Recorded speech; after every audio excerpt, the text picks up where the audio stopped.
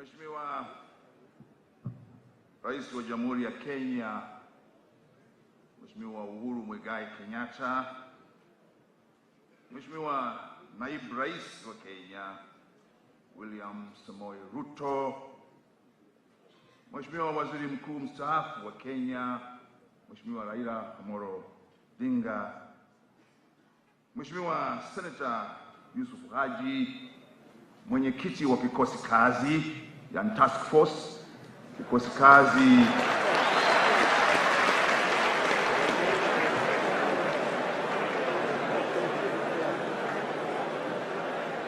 cha jitihada za ujenzi wa madaraja katika Jamhuri ya Kenya.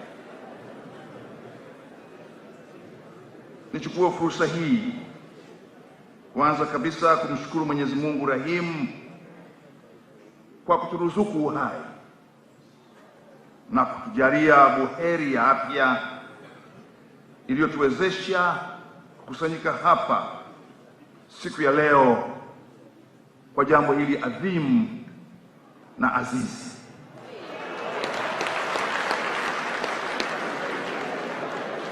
Ili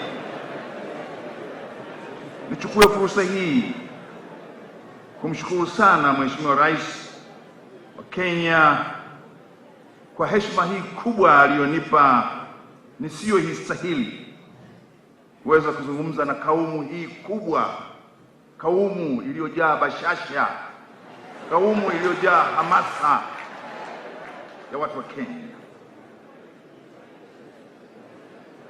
Leo ndugu zangu wa Kenya, mnafanya jambo lisilokuwa la kawaida. Nimshukuru sana rais wangu Mheshimiwa Dr. John Pombe Joseph Magufuli ambaye alinipendeza nitume kuja Kenya juzi usiku kama mjumbe maalum, yani special envoy, kumwona Mheshimiwa Rais Kenyatta.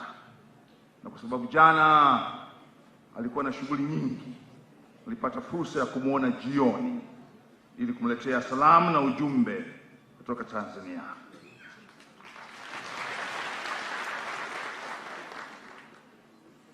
Tuliongea mengi yanayohusu mahusiano kati ya Kenya na Tanzania, yanayohusu kanda yetu na yanayohusu masuala ya kimataifa.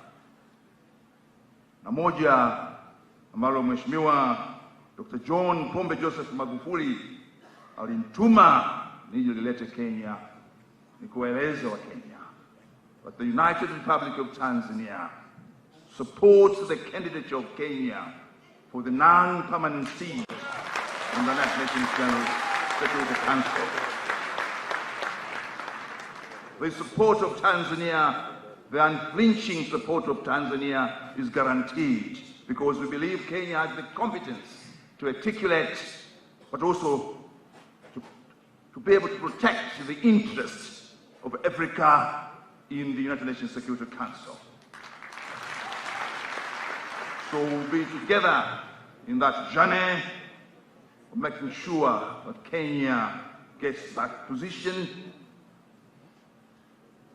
and it will be a proud not only to Kenya but also to Tanzania.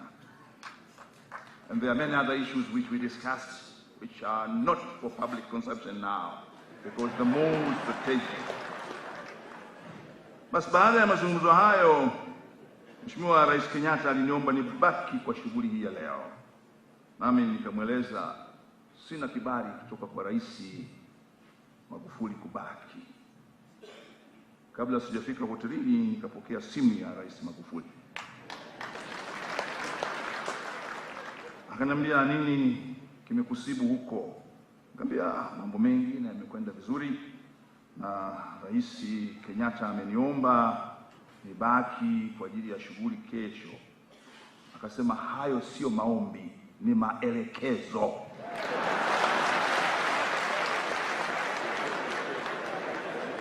Na maelekezo ya Rais Kenyatta ni maelekezo yangu. Kwa nipo hapa kwa maelekezo, sio maombi, kwa sababu maombi ya mkubwa ni maelekezo, maombi ya mdogo ni maombi.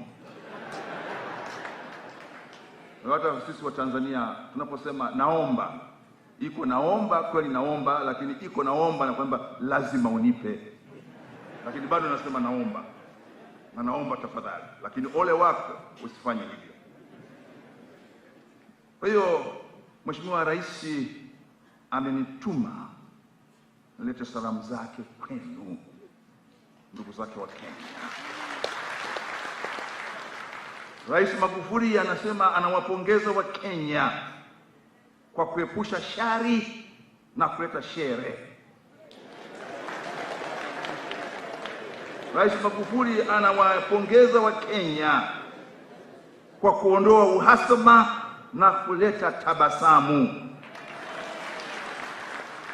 Lakini zaidi anawapongeza kwa kuondoa hofu na wasiwasi na kujenga matumaini mapya kwa watu wengi.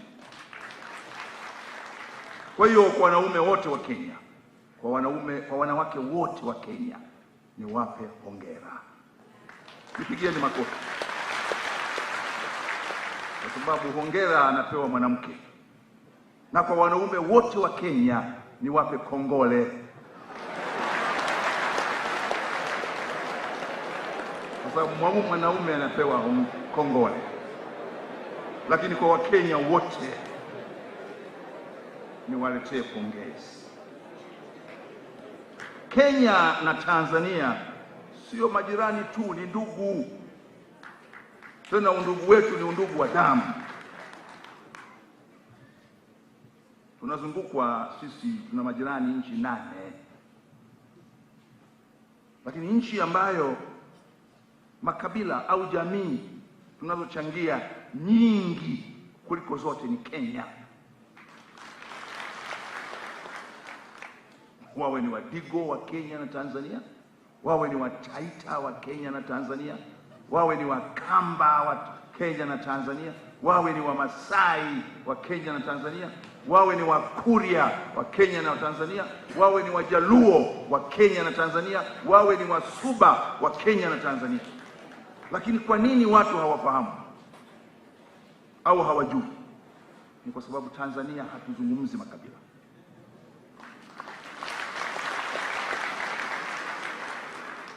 Tanzania hatukuzi makabila. Makabila yapo, lakini hatuyakuzi. Ndio maana wengi hawajui kwamba Tanzania kuna Wadigo. Wadigo wa Msambweni na Wadigo wa Tanga ni wale wale. Lakini kule wale Wadigo ni wa Tanzania. Wale wa Masai ni wa Tanzania. Wale Wakamba ni wa Tanzania. Na tunamshukuru sana baba wa taifa marehemu Mwalimu Julius Kambarage Nyerere, ambaye mwaka huu tumekuwa na kumbukizi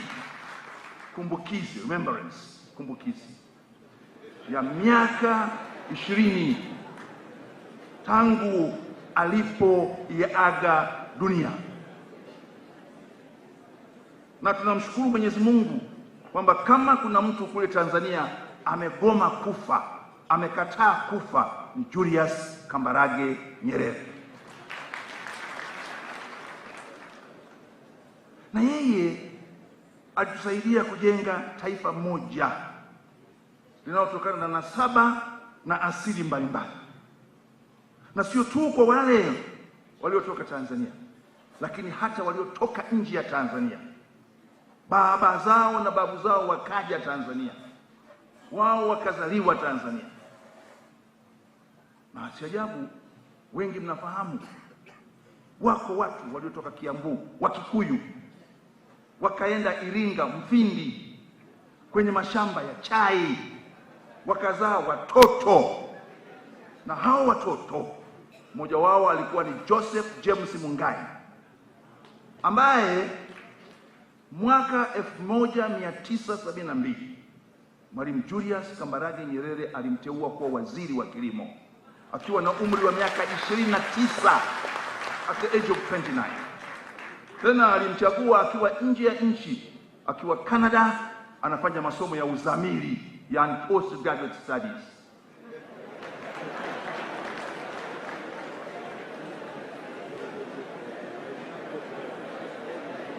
Na Joseph James Bungai alipokuwa anarejea Tanzania ili kuapishwa kuwa waziri, alisimama hapa Kenya, na miongoni mwa watu waliokwenda kumpokea na kumpongeza alikuwa Dr. Njoroge Mungai na mdogo wake Paul Mungai.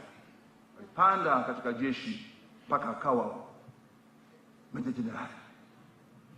Lakini Mtanzania mwingine mwenye asili ya Kikuyu, Karanja, alipanda mpaka kuwa mkurugenzi mkuu, yani Director General wa taasisi ya utafiti wa misitu, Tanzania Forest Research Institute. Hiyo ndio Tanzania ambayo tungependa na nyinyi ndugu zetu wa Kenya mfanane nasi.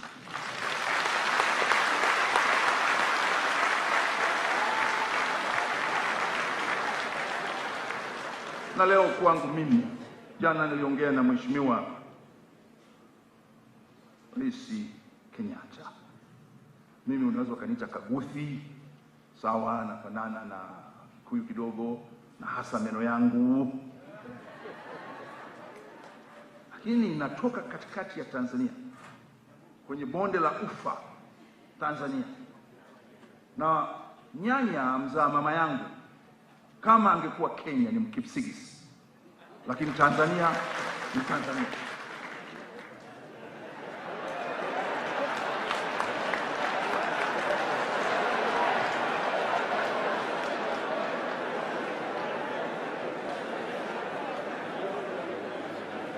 Kwa hiyo tunaleta salamu kwenu za kuwaomba watu wa Kenya kujenga Kenya yenye umoja, Kenya yenye mshikamano, Kenya yenye undugu, Kenya inayotaka kuleta maendeleo. Na mwachane na maradhi ya siasa za kikabila. Maradhi hayo ya siasa za kikabila yamewapa madhila makubwa, na madhila ya Kenya ni madhila ya Tanzania. Mmeruhusu mambo hayo ya ukabila kwa muda mrefu, yamelea rushwa, na bahati mbaya katika bara la Afrika tumeruhusu mno siasa za madaraka, politics of power, badala ya siasa za maendeleo, politics of development. Huu ni wakati sisi wote tuzungumzie politics of development, na ndicho hicho kitu kimeletwa na hatua hii ambayo Mheshimiwa Rais Kenyatta na Mheshimiwa Waziri Mkuu mstaafu Raila Amolo Odinga walifanya kwa kushikana mikono. Na mimi ningeomba nyinyi wote sasa, shikaneni mikono. Shikaneni mikono. Shikaneni mikono.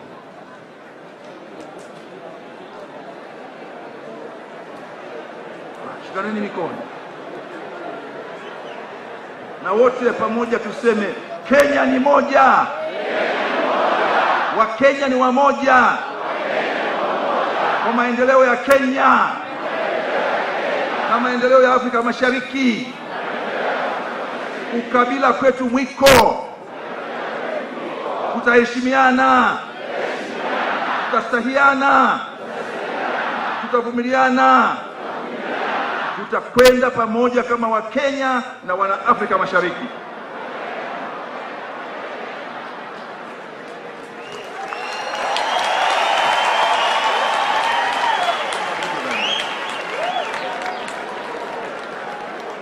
And let me say sincerely, Kenya is a great country. No doubt, Kenya is a great country. Kenya is endowed with such great people, dynamic people, entrepreneurs, innovators, people filled with talents. And sometimes you ask ourselves, why such great people of a great country endowed with such talents have allowed themselves to be dominated by the scourge of tribalism, negative ethnicity, ethno-nationalism? Why have they succumbed to parochialism, cronism, provincialism? This is the time for Kenya to stand again. You are the engine of the economy of East Africa. We cannot afford to see Kenya being dragged down or pulled down because of few selfish individuals. We will not interfere in your internal affairs. But when we see what you are doing is perilous to the prosperity of East Africa, we will say it loudly. Please stop that mess.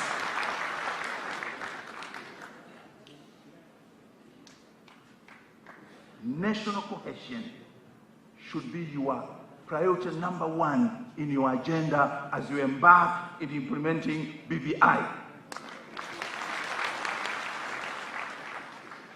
Without it, everything will go down the drain. Cohesion is the guarantee. This event today is very significant, not only to Kenya and to Tanzania. And this is why President Magufuli has allowed me to stay here. Otherwise, he wanted me to be back home yesterday night, and not this time, because it's a very significant. Pragmatism and realism in building bridges for national cohesion and the sanitization of the border politics of Kenya is urgent.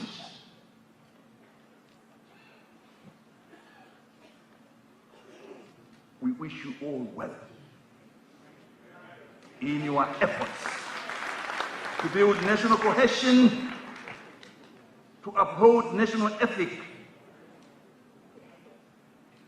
and I would want to applaud and highly commend His Excellency the President of Kenya, Uhuru Kenyatta, for his magnanimity. He would have just said, I'm the president, so what? But his magnanimity, which perhaps some of you may have thought is a sign of weakness, was his strength, because he put Kenya before himself. And such leaders are rare in Africa. Very rare. So please, Kenyans, applaud your president, my president.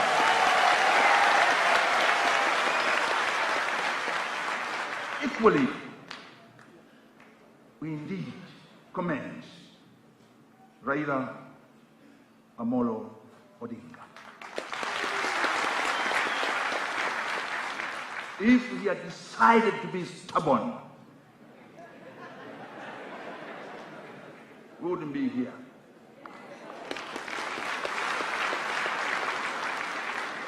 But also, he has risen above his personal ambitions and pains and said, Kenya is more important than me. And this is what has brought us here today. The handshake has given Kenya and East Africa a new impetus. It has emboldened us, all of us in East Africa, to see a new Kenya, a prosperous Kenya, a united Kenya, a cohesive Kenya. And a united Kenya means a united East Africa. So don't think this event is purely a national event. It's a regional event. And my fellow politicians, because now I've been pulled out of the university and I'm seeing my colleagues here, Patricia Odote. Now I've joined Kibuza, my good friend, him by election, me by nomination. Now for 2.5 years I'm in politics. I was a professor of law at the University of Dar es Salaam, worked hard also with Adams and many others. So now, lucky you are still in academics. Now I'm in politics. And let me tell my fellow politicians here in Kenya, live up to the expectations of Kenyans. but more so, live to the expectations of your fellow East Africans. Exude confidence instead of perpetuating fear and apprehension among the people. Come out of your tribal cocoons and embrace the wider Kenya and the wider East Africa. We therefore hail the Building Bridges initiative because it portends well for the future of Kenya. A united, cohesive, peaceful, stable, and a prosperous Kenya. For this, Mr. President, Deputy President, and Raila Odinga, President John Pombe Magufuli really tells the three of you are holding Kenya, and allow Kenya to rise up, to go up. He phoned me yesterday, and he phoned you, Odinga. He phoned you. Please, keep what the President Magufuli, your brother, told you. Kenya is more important than you. To the President, I can't say more. I can't say more. You are a Tanzanian. So keep the respect of Tanzania in Kenya. William Ruto, God, who has called you to the post of Deputy President, has given you the highest honor to save the Kenyans. Save them well.